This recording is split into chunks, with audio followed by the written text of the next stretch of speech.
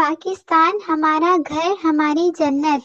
اگر یہ کہا جائے کہ پاکستان اس کرۂ ارض پر اللہ تعالیٰ کی عطا کردہ ایک عظیم نعمت ہے تو بے جا نہ ہوگا۔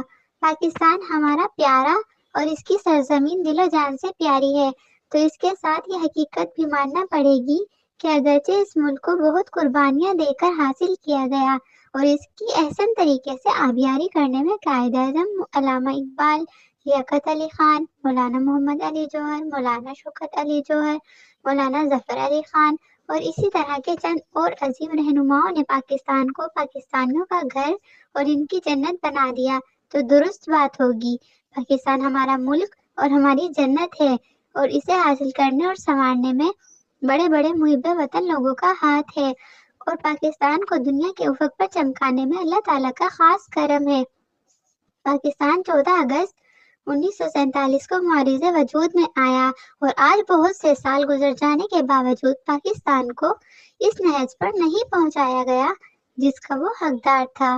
ہمارا ملک بڑی قربانیوں، بڑی بڑی ہستیوں کی دعاؤں اور کوششوں کے باوجود معرض وجود میں آیا، اور قائد اعظم نے اس ملک کی بنیاد اس انداز میں رکھی کہ دنیا کے نقشے پر ہمارا پیارا ملک راج کرنے لگا۔ مگر اتنا عرصہ قیام پاکستان کے باوجود ہم اسے وہ عزت وقار نہیں دے سکے جو کہ اسے ملنی چاہیے تھی۔ آج ہم اپنے آزاد ملک میں رہ کر خوشی کے شادیانے بجا رہے ہیں، مگر اس وقت بڑا افسوس ہوتا ہے جب ہمیں مشرق پاکستان، موجودہ بنگلہ دیش یعنی کی یاد آتی ہے، جو اپنے ہی حکمرانوں کے نامناسب فیصلوں کی وجہ سے دولخت ہو گیا۔ پاکستان ہماری جنت ہے، اسے ترقی یافتہ ممالک کی فہرست میں شامل کرنا موجودہ حکمرانوں کی کوششیں اور جدوجہد کے باعث ہی ممکن ہے، تاکہ کوئی دشمن اسے میری نظروں سے نہ دیکھے، اور جتنا سکون پاکستان میں رہ کر حاصل کیا جا سکتا ہے وہ غیر ملکوں میں کم ہی نصیب ہوتا ہے۔ پاکستان ایک شاندار، نڈر اور جری ملک ہے اور اس کے باعث اور قوم میں شمار ہوتے ہیں۔ آئیے پیارے پاکستان کے لیے ایک ہو جائے۔